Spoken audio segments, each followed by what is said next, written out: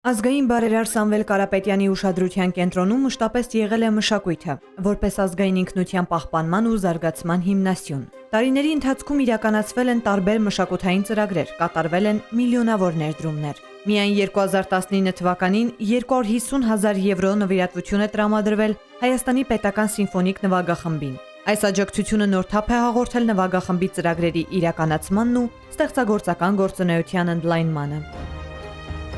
Ավելի վաղ 2014 թվականին Հայաստանի պետական երիտասարդական նվագախմբի նախաձեռնած Cartoon Non-Stop և Հայ ֆիլմ Non-Stop ծրագրերը դարձան իրականություն Տաշիր բարեգործական հիմնադրամի և Սամվել Կարապետյանի հովանավորությամբ։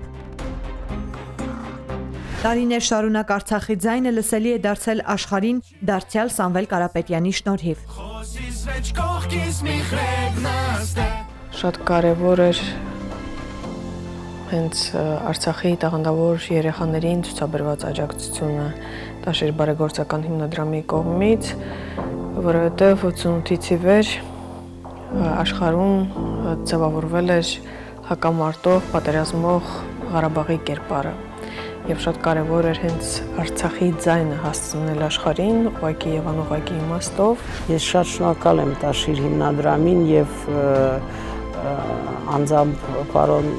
Կարապետյանին, որտեղ դա շատ կարևոր գործ եմ համարում։ Ազգային արժեքների, մշակույթի պահպանմանն ու զարգացմանն ուղղված ներդրում էր նաև Արցախում մարզամշակութային կենտրոնի կառուցումը։